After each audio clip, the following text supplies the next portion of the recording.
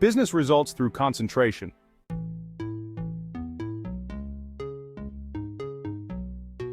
A successful business is not usually the result of chance. Neither is a failure the result of luck. Most failures could be determined in advance if the founders had been studied.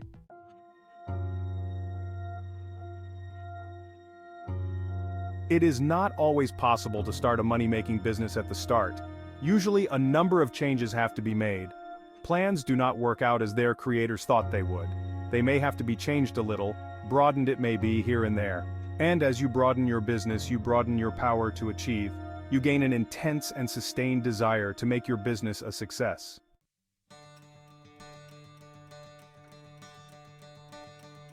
When you realize one desire, another comes. But if you do not fulfill the first desire, you will not the second. The person that does not carry his desires into action is only a dreamer. Desire is a great creative force if it is pure, intense, and sustained. It is our desires that keep stirring us up to action, and they will strengthen and broaden you if you make them materialize.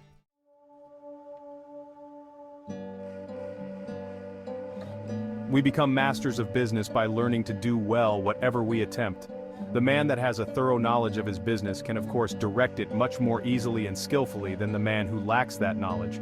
The skilled business director can sit in his private office and still know accurately what is actually being done. He knows what should be done in any given time, and if it is not accomplished, he knows that his employees are not turning out the work that they should.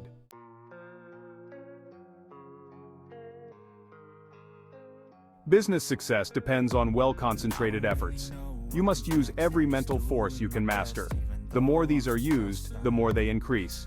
Therefore, the more you accomplish today, the more force you will have at your disposal with which to solve your problems tomorrow.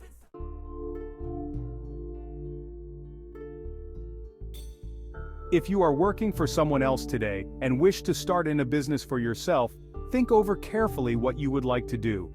Then when you have resolved what you want to do, you will be drawn towards it. There is a law that opens the way to the fulfillment of your desires. Of course, back of your desire you must put forward the necessary effort to carry out your purpose. You must use your power to put your desires into force. Once they are created, and you keep up your determination to have them fulfilled, you both consciously and unconsciously work toward their materialization.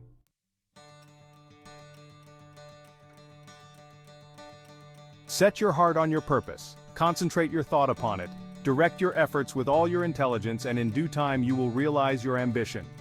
Feel yourself a success, believe you are a success, and thus put yourself in the attitude that demands recognition, and the thought current draws to you what you need to make you a success.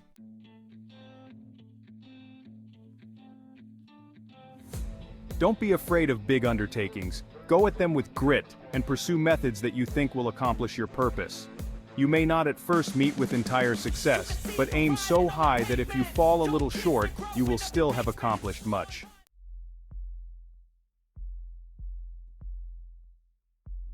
So if you wish to start in business for yourself, your greatest asset, with the single exception of a sound physique, is that of a good reputation.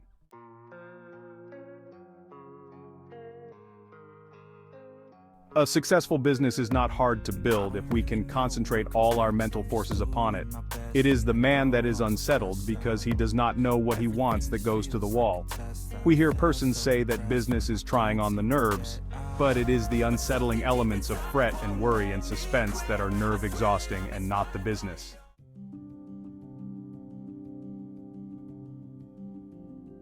The man that figures out doing something each hour of the day gets somewhere. At the end of each day you should be a step nearer your aim. Keep the idea in mind that you mean to go forward, that each day must mark an advance and forward you will go.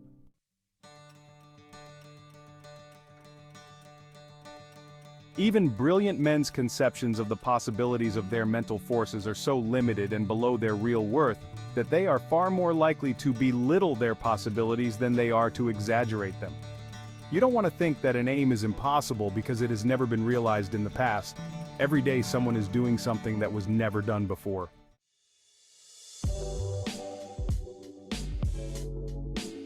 The up-to-date businessman is not content to build only for the present, but is planning ahead. If he does not, he will fall behind his competitor, who is. What we are actually doing today was carefully thought out and planned by others in the past. All progressive businesses are conducted this way. That is why the young businessman of today is likely to accomplish more in a few years than his father did in all his life.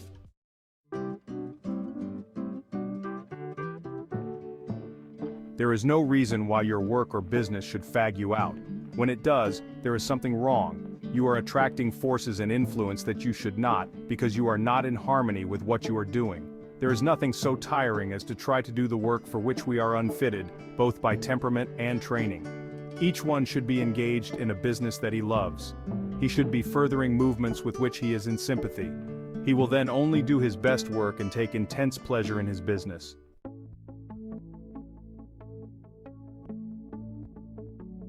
Business success is not the result of chance, but of scientific ideas and plans carried out by an aggressive and progressive management.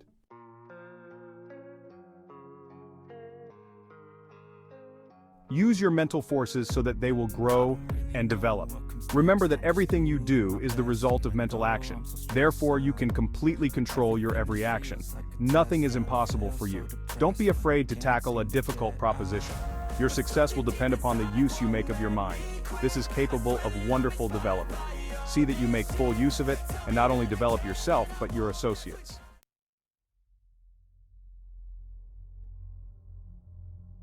Try to broaden the visions of those with whom you come in contact, and you will broaden your own outlook of life. Are you afraid of responsibilities?